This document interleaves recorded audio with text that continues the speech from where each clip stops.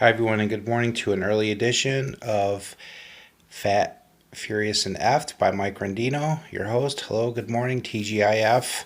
Happy Friday, everyone. Made it through another day. I want to start off before I get into our three topics. I got to backpedal a little bit to Wednesday's episode. And let's see here. So, the whole king size neck thing, because I've been getting comments on that. Yes, some of my shirts come when I get them. They fit overall except the neck thing here. I don't know what to do about that. So, still looking for some better quality shirts that fit my fat ass. So, be on the lookout for those. Another thing, the ketchup. Yes, I was upset about the ketchup issue from the first episode. Of course, I wanted some freaking ketchup for my freaking hamburger, and I couldn't find any. So, yes, I'm griping online about that. Whoopie do. It's my blog. Piss off now. All right. Next thing I want to talk about. So, on Wednesday, I was doing my little rant about the statue of what I thought was Sir Francis Drake, being torn down. And come to find out it was Francis Scott Key, which is worse because if my history, what I recall of middle school history, Francis Scott Key was captured by the British, put on a ship while they're attacking a flag by sea. A fort by sea. It's still early. I haven't had my first coffee yet, so forgive me. He was Francis Scott Key was held prisoner aboard a British ship, and he came up with the national anthem. And it's worse than Francis Drake. I mean, this is our national anthem, and yes, the same anthem that these pro athletes refuse to stand and acknowledge. It's ridiculous. That's a whole nother topic. I don't know if I'm going to have time to cover it today, or if we're going to cover it another day. But man, if you can't even pledge allegiance to your country, your flag, your people, yourself, then get the fuck out of here, man. Seriously. It's ridiculous. Um, Again, excuse my language, but whatever. It's just it just makes me sick to my stomach. We did as a kid, it wasn't a big deal. You did it in school, you stand up. Now they don't even make kids do it anymore. And they don't teach cursive anymore in school, which to me like a cool, language handwriting skill set to learn. And again, I'm going to cover that at some other point in the future because I'm not, really happy, furious about that. But anyway, so I wanted to backtrack. Francis Scott Key, their statue torn down. This is insanity, people. Come on, stop with the BS, will you? Looking online here, and Trump Jr., Donald Trump's son, had an interesting proposal. For every statue torn down here in the U.S., they wanted to put a statue up of his father. That doesn't sound like a bad idea because it'll make people stop, like he said. Can you imagine Donald Trump statues going up all over the country with that wavy orange hair of his? Holy shit. I think that would be insane. Anyway, something to think about. Maybe they'll enact that in the law. It'd be the craziest, well, probably one of the craziest things they share that would ever happen. But anyway, there's that. And the immigrants seeking asylum, I guess your time is up here. I'm sorry. The government's going to be looking for people actively and deporting them or whatever they do with them. Just try to do things the right way. My family came over here. Lots of families came over here through Ellis Island and did things the right way. Some people were born here, like obviously my native people. Ancestors were here a lot longer than any of the white people, blacks, or anyone else over here. So give us some of our land back and piss off, if you hate life. So, anyway, getting into current topics here. And again, I apologize for my mix up on that Francis Scott Key issue. The fat side of stuff, again, I just want to say it's self-imaging because we all have issues with it. I see it on TV every day and it bothers me. A lot of these clothing commercials, it's all about the skinny people, the actors, the actresses on normal commercials and TV. They're so thin and trim. And again, there's nothing wrong with that. There isn't. Just some of us are made to be bigger. That's all there is to it. But I just want to say there's no reason to be upset, sad, and down on yourself. Things happen. We are who we are. And just please learn, if you can, to love and live with yourself. And then everyone else will have to. As long as you can do it and get by every day with who you and what you are, then everyone else has to. That's the way I look at it. Like me? Oh well. It is what it is. the furious side of stuff today. And again, I know I'm not so upbeat. I apologize. I just wanted to get this done early so people would have the day or whatever or the weekend to go through it. I plan on doing these every Monday, Wednesday, and Friday for now, unless people lose interest or we're not gaining momentum or whatever, or until I feel like my therapy's done spouting off, which it may never be, because like my wife said, that I probably have more to talk about than anyone on the planet. So who knows how long I'm going to go with these. But yeah, I'll keep doing them for now, the foreseeable future, at least Monday, Wednesday, Friday. I may do like impromptu ones here and there, like live. If I'm somewhere and see an injustice, or fat people or get furious or effed about something. So stay tuned for those, please. So yeah, sorry, getting back to the furious aspect of things, I'm just still really furious about the whole COVID thing. I am happy though that some things are starting to get back to normal, like restaurants are starting to take people at half capacity.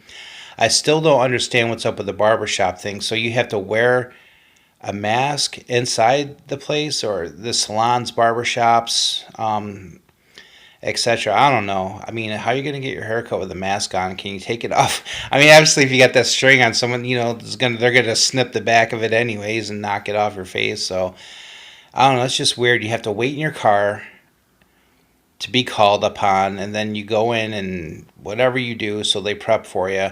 There's got to be other ways to do this.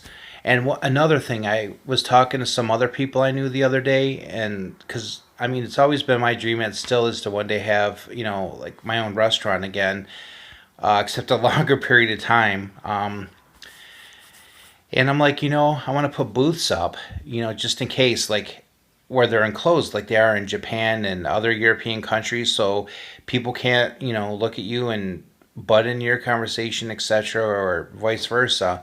People are like, why would I want a booth up there? I couldn't see anyone then. I'm like, well, one, for the COVID, the privacy.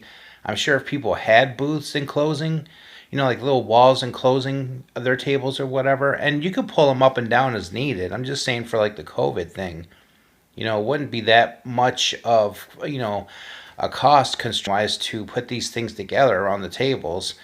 So you have a booth, you have like some disposable masks hanging up, hand sanitizer in or outside of every booth, like on like a booth wall or something, like a bathroom kind of thing. And the cost to me is minimal compared to the comfort of the customer. I don't know. You guys let me know what you think about that. I think it'd be pretty cool to do something like that, because obviously then you could have more than a 50% capacity, or people worried about someone sneezing or coughing, for God's sake, like I do, because I have year-round allergies and I have to cough or sneeze, and everyone's like, oh shit, that guy's got COVID, or whoever, whatever. Um, so yeah, it's just, think about that. Let me know your feedback on that. Speaking of feedback, somebody, actually not just somebody, a relative, younger brother of mine's telling me maybe I should use earbuds on my podcast, because the my lips aren't moving in sync with the voice sound on the phone. I have a cheap Moto 5G. That's all I have. It is what it is. So, brother, my voice is lagging, but I will kick your ass, Kung Fu style. What?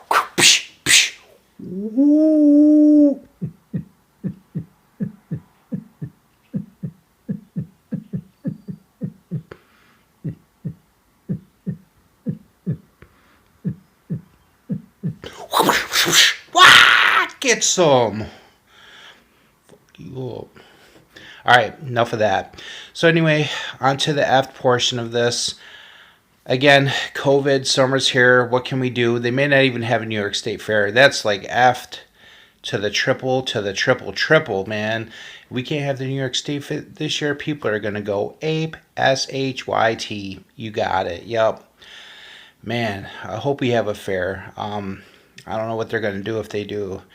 As far as like precautionary stuff, everyone wearing a mask or something like that, hand sanitizer stuff everywhere. I really hope the fair goes on this year. People need it. Again, we need an outlet, a release. One last topic, I guess, for today that I want to cover this episode. Defunding police. You got to be kidding me with this. all these actors, actresses. Oh, let's defund the police. They're all bad. Let's get rid of them. No, they're not bad. They're people. We're all people. It's a high stress job. You got people spitting on you, calling you names every day, shooting at you, whatever the case may be. Normal jobs like when I have my office job, or you have an office job, or recycling, or your own construction business, or whatever. That's not normal stuff that you have happen to you every day. These people are a lot of pressure. Now, I'm not defending the bad cops because, like I said in my first episode, I've had some bad stuff happen to me too. And look at the color of my skin. It's almost like white strawberry, whatever.